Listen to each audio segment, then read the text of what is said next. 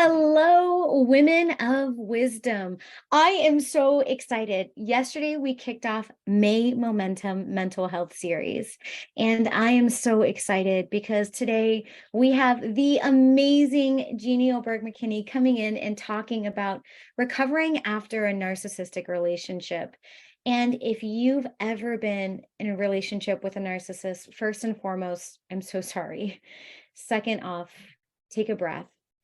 Jeanie is a powerful woman. She is going to be here to really share some tools and strategies with you. So that way you can really step into that journey of recovery with safety and with love. So, Jeanie, thank you so much for being here. Tell us a little bit about who you are and just the magical wonder that you bring to the world. Well, thank you so much for inviting me. I'm very honored. I am, just I'm a mom of five. I have five adult children that I homeschooled. I I love life. I love helping people. I have done grief and trauma support pretty much most of my life. I was holding my mother's hand when she died as a teenager, and then I also lost four children, and so that began my personal healing journey from the inside out. The depth of those types of losses and the grief and trauma are pretty intense. But I also, in that recovery process, learned that there's a ton of other traumas that we experience from our childhood all the way through life. And so I began really delving into that. Um, I switched my focus out of necessity, unfortunately. Although I did facilitating for inner healing and training every week and those kind of things as a facilitator for healing the heart. I also worked with parents reaching out, and I have done facilitated grief support groups. But when my children started graduating and I started looking up and looking around going, these dots are not connecting. I was just way too busy, and I started actually looking around and going, this hasn't connected for a long time. This hasn't connected for a long time. Just a ton of things that I began being aware of. And because I truly believe in marriage. I believe that a healthy marriage is one of the greatest gifts that we can have. And so, and I honestly believe till death do you part. That's the model that I had. And so, I had done counseling within just a few weeks of marriage is when it began. And that should have been a signal, but it wasn't. Thankfully, I had lots of great support and made it through 28 years of marriage, but all the time coming back into these circles that I kept going, we have been here again and again and again. And I was working as hard as I could on myself, and I couldn't understand where I was failing. Yeah. So, that weighed heavy on me because I like to take on a challenge, and I don't have to be first. I'm fine being in the background, but I want to be successful. I want to come out of it with some sense of mastery or some sense of accomplishment. And that wasn't happening in my marriage. And I couldn't figure out why. You Um, know, and Jeannie, I just want to say thank you.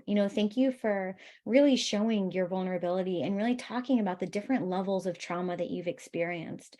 Because I think that that is something that's so important that we don't always really kind of talk about or dive into how the different traumas that we've had or the different past experiences of processing life and all of its adventures can sometimes make us a little bit more vulnerable or a little more kind of open to those wounds of holding the space for others, of maybe as we're processing our own trauma, starting to, when we're kind of getting on the other side, our eyes begin to open up and really looking at our lives and being like, where are the, as you're saying, the dots not connecting? How am I still finding myself in this spiral, or I'm in this loop again? Noticing that we've got these recurring patterns happening in our life, and really being able to, once we're able to kind of work through some of our traumas, it's going to give us some clarity on some of these early signs of, being in a relationship with someone who is, unhealthy, or someone who is toxic, or a narcissist, specifically as well. Can you talk a little bit more about kind of the signs of, being in a narcissistic relationship? I know for myself, I've been I've been in a few, and one of the last ones that I was in, I remember some of those early signs of just my partner, constantly seeking attention and admiration from others. And really even at the expense of me, where I was being put down or jokes were being made at my expense to kind of glorify them or put them in the spotlight. These things kind of being weaponized against me. And so if you could talk a little bit about some of those early signs, that would be amazing. Okay. Well, unfortunately, I'm an intelligent woman, but it took me a long time to recover from going, how did I miss this? How did I not see this? And, I finally had to come to a place of we don't know what we don't know. And so, I was really doing my best. And I've always heard that marriage is hard. And I know that when you're learning to communicate, you bring different social backgrounds in. What's normal in one home is not normal because what is normal, right? We all bring our Yes. things with us. And typically, when you get married initially, we're younger and we just don't know a lot. So I missed a whole bunch of signs and I just didn't know. I did not grow up in a home with any kind of abuse. I grew up on a homestead in Alaska. So, there was time for work. I mean, and sun up to sundown is not fair because in Alaska in the summers, there is no Oh, yeah. sun. So so we worked a lot, and so I missed a lot of things that maybe somebody else might have picked up on. But, you know, also so did my counselor because we went in for marriage counseling again and again and again, and we worked on the same things again and again and again. And I, in the beginning, attributed it to the fact that my husband came from a large family. There were 7 kids, 6 boys, 1 girl. We had 6 kids, 5 girls, 1 boy. So I attributed it to just not really understanding the male gender. And ladies, for if you're watching this and you've ever thought like maybe I just don't understand the male gender, drop a me too in the chat like I know, because that is something that I think so many of us have really struggled with. And Jeannie, I really want to highlight something that you said that was so powerful. That was, I thought it was because of his big family. And I think that there's so often than not when we end up going into these relationships that change over time, because relationships are going to change and evolve. But when these early signs kind of start coming on, normally we're already so in the relationship, we're in love, we're in that space of safety, of hope, even that we end up finding ourselves trying to come up with reasons. We want to understand this person who I loved, who, was all of these things, has now made a sudden shift. Or maybe it was a gradual shift and you're realizing it over time, but we want to understand what's happened to that person that we love, that we knew so well. So we start to come up with excuses. And sometimes it's blaming their family size or their socioeconomic background, their traumas, or even blaming ourselves. And so thank you for just speaking to the fact that sometimes in that space of wanting to understand, we end up looking for, excuses or validation or reasons to justify their behavior without really feeling comfortable turning the other way. Because, like you said, what we don't know, we don't know. Exactly. And, I spent a lot of time doing that because I didn't know how to be married. I didn't have a mother to ask, hey, mom, I didn't have anybody to bounce it off of. I pretty much finished raising myself. So I just didn't have a sounding board to say, hey, what do I do in this situation? So and I wanted to take full responsibility for what I needed to do. I thought I was raised that way. There's always a solution to a problem. In fact, there's 2 or 3 different ways to get there. And so I didn't recognize the patterns. I can look back now and see that in our dating, when there was something that needed to be addressed, he would avoid it. Yeah. And, it was like, well, I don't have any control over that. Well, can you not speak up and ask a question? Yeah. And And it wasn't his MO, it wasn't his mode of operation. And I Yeah. just thought that was a personality thing. And as that played out, some things start really small, but those small points as you grow, they get wider and wider and bigger. And that's what I found. I found myself down the road going, we've been here before, but this is a bigger issue now. I thought we dealt with it, but it's actually worse. So there were things such as, now understand that there's narcissism is on a scale. So, we all have that self-preservation, survival. So, some of the characteristics of narcissism we all have, but that doesn't mean that we're a narcissist. And, there's a difference between operating in narcissistic tendencies and actually having the personality disorder. And I think that that's where, we find ourselves on the spectrum somewhere. I think we can all recognize that.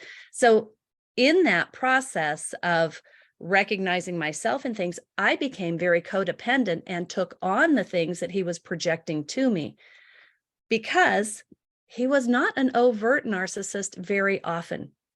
And I did not until 28 years of marriage and in the midst of a divorce that took 4.5 years, did I understand who I was dealing with was really a covert narcissist, very passive aggressive, very manipulative behind the scenes, saying one thing with his words, but doing something else with his actions. And that I had no name for.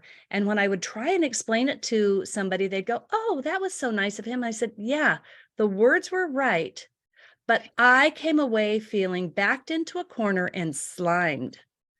I came And away slimed. What's wrong with this picture?" And this is something that I really want to take a moment to just re-say and really put some importance on. Everything that you think and feel, ladies, is valid. Just as Jeannie is talking about walking away from these moments feeling like she was covered in slime, despite other people saying, hey, that was actually really nice. It's like, wait, no, it didn't feel nice. And I Mhm. want to really just talk to that, because whether you're in a relationship with a narcissist or just someone who's unhealthy, oftentimes sometimes they end up, like Jeannie saying, putting things at your expense.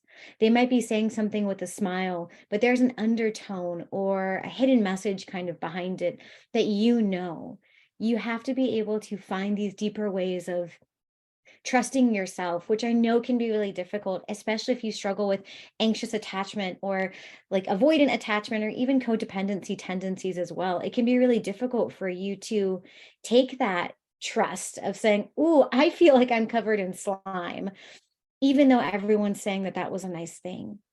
Really finding ways to trust yourself, to know that you're feeling that you're covered in slime for a reason.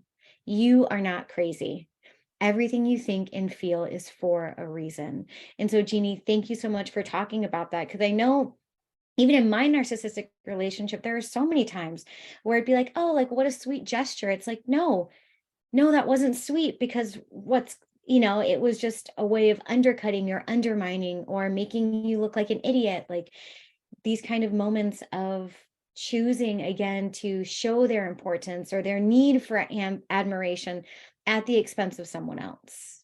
That lack of empathy, that knowing that this is going to be passive aggressive, or it's going to hurt Jeannie, or it's going to hurt Des, and so I'm going to do it, but in a manipulative way, in a way that looks soft and lovable to everyone, but that person who's getting covered in slime knows that they're getting covered in slime. I think that's a really big tool that narcissists tend to have as well, is these kind of deeper levels of games, these deeper levels of coming at you with jabs or passive aggressiveness or actions that look endearing, but are actually quite, backing you into a corner, like you're saying. It's such a thing to know, because in that space of trying to undermine you is normally when the women who are in these relationships can find themselves sinking deeper into, is it just me? If Right. everyone's feeling this way, then it must be in my head. And so I just want to really speak to that, because Jeannie, hearing you talk about it, I could feel, myself going back to that space of, yeah, no, it is slimy. It is slimy. So thank you for sharing that with us. You're welcome. I lived the majority of my marriage not understanding what I was dealing with. And I learned great relationship tools in the process.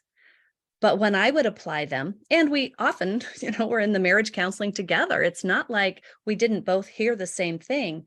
But when one person is applying and the other person is not, what happens is growth takes place, but it creates a bigger chasm rather than coming together when you're dealing with somebody who, for whatever reason, it doesn't have to be narcissism. It's, as you talked about, the attachments, the internal family systems that we deal with, just our life experiences, what our background is, we apply things differently. It's kind of like we have different colored glasses. And if I have yellow and you have blue, we're going to see different things with the same context. And so I wanted to have the give the benefit of the doubt. I tend to look at the glass half full because there's always a solution. There's another way to problem solve. There's another way to approach this. And so I took that approach. And in the end, what I found was that the more that he ignored me, the more I tried to get his attention, the more he gave it to other women. Yeah. And Facebook was not a good friend for me. No, and I think, social media can really be detrimental to relationships, specifically when we're in a relationship with a narcissist, because they are, again, a narcissist relationship is really when you have a partner who has an excessive sense of self-importance and that they've just got this strong desire or need for admiration. They want to be well liked by everyone. They're constantly in that space of attention seeking. And normally they have a lack of empathy for others, even though it might not seem like that in the way, because they can be quite charismatic as well. Yes. But it's really important to know that because, like Jeannie's saying, narcissists also tend to have a difficult time with accountability. They don't want to admit, oh, I did something wrong, or oh, it's my fault.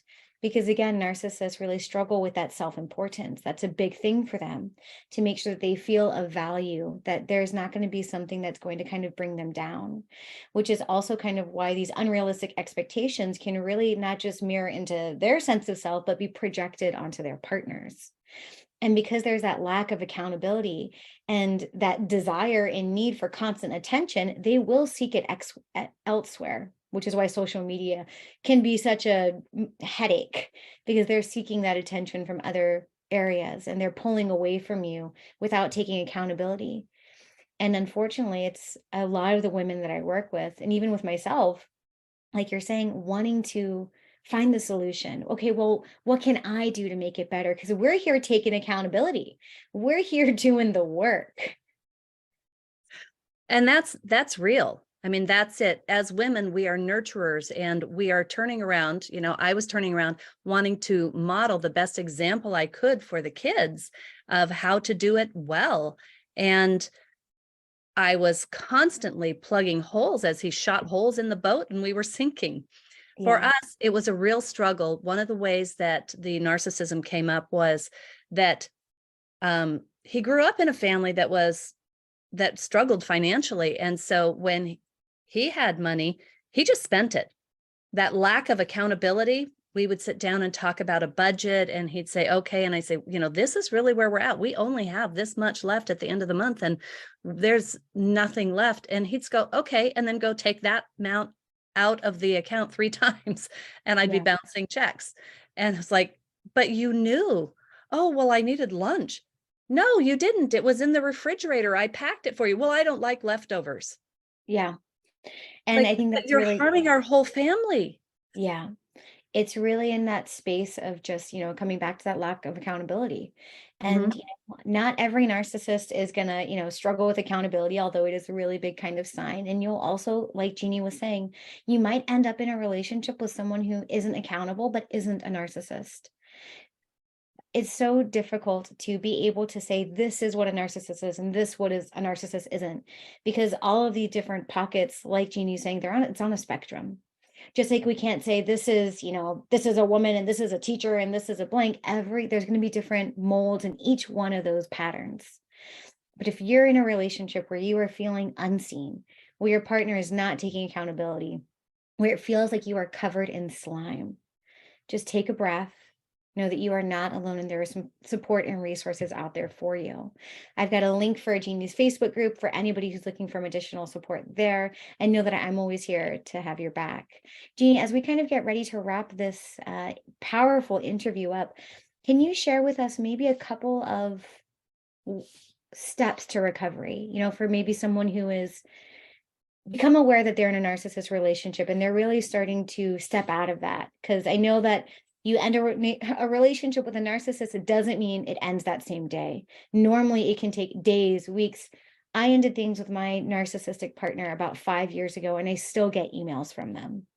So, can you just talk or maybe share three things that you think are really powerful to kind of navigate in that space of recovery?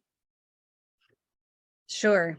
So the first thing is if you've been in a narcissistic relationship, you need to recognize that they have messed with your head and that it's not your fault. That's not your fault that they have spun it around, that they have done gaslighting and, said this, but then turned it around. And you are going to need to take some time to step back and go, wait a minute. You need to evaluate, was this my issue or was this their issue? And not accept responsibility for everything, because I guarantee that everything is not your fault. That's number one. Number two is have people who understand narcissism that you can reach out to get that clarity. Because, I was in a counseling situation intermittently for 28 years, and she didn't recognize it until the end when I said things like, he said he talked to you, but you said he didn't come to his appointment. Did he happen to wave hello, wave at you and say hello in the church foyer? And she said, as a matter of fact, he did. I said, there we go. That's when she began understanding that the level of truth was not there. And so having people that you can bounce things off of is really important. And that's really critical, and not ones that are going to go, oh, that's so sweet of him. Yeah. You need somebody who's going to have a real critical eye to understanding this is toxic behavior. This is a lack of accountability. This is gaslighting. This is blame shifting. You need people who can recognize that. That's critical. And a third one is really understand that we all have a need for some inner healing. There are fears that the narcissist capitalizes on, that fear of abandonment, that fear of rejection, those things that we bring with us unknowingly from our childhood. And so that inner healing part, that's where, if I had not been in the inner healing world, the healing the heart world that I was in, our marriage would have imploded a long time ago. And I would have been much more devastated. But continually working on yourself to get stronger in those places, to deal with those things that have held you back or that have maybe blinded you or clouded your vision. Those are things that are really important to deal with. And they take time and, again, somebody else to help you work through it. Oh, Jeannie, thank you so much, because those are three powerful steps to recovery. And I cannot advocate for them any more or louder than I wish I had confetti cannons and a megaphone, because that's it. This is just a reminder that, ladies, whatever you think and feel is valid. And when we go through traumatic experiences, no matter what they are, big T or little t, give yourself the space to Mhm. recover, to reprocess and reintegrate who you really are at your core. Jeannie, Yeah. thank you so much. This has truly been such a powerful interview filled with just wisdom and so many golden nuggets. I feel like I could talk to you for hours, honestly. And I have a feeling that we will bring you back in this community quite soon, because this is a topic that I know many of us really struggle with. So thank you so much for sharing your wisdom and being a part of the May Momentum Mental Health Series. Ooh, say that 5 times fast. Thank you. Thank Thank you you. so much. Thank you, Jeannie. And before we close out this interview, are there any final words of encouragement that you'd like to share with the Women of Wisdom community? Well, if you don't mind, I'd just like to mention that I do have a masterclass coming up on this Thursday, at 4 p.m. Alaska time. That's 5 Pacific, 8 Eastern. And I'm discussing, you know, those three keys to help you decide, should I stay or should I walk away? Is it specific to narcissism? No, but yes, because that's what was interwoven in my story, right? Yeah. That covert narcissism that is so hard to detect, but also to evaluate and give you tools to be able to work on your relationship. Is it salvageable? Is this just a lack of knowledge and a lack of skills, or is this toxic, unhealthy, and it's time to really take a step back? So that's my masterclass Thursday. And I really encourage women to truly reach out. You are not alone. You are not the only one that has experienced toxic relationships. And it causes a sense, I mean, I mentioned earlier that sense of shame and total shock. I'm an intelligent woman. How did I let this happen? And so, don't be ashamed. Realize that we've all made the same mistakes in different ways because we just simply didn't know, and we didn't have somebody who'd been down the road ahead of us helping us to avoid the potholes. Yes. Ladies, there's a link to Jeannie's event in the description of this, and I'm going to drop it again in the comments as well, along with her Facebook community to join. Please be sure to join Jeannie on Thursday at 5 o'clock Pacific, and I will see everybody here in the community tomorrow. We have the wonderful Bakali coming in, and she is going to be talking about some emotional tools and really self-regulating techniques. So I will see everyone tomorrow in the group at 10 a.m. Thank you, Jeannie, once again, and have a wonderful, radiant day. And just remember, together we radiate.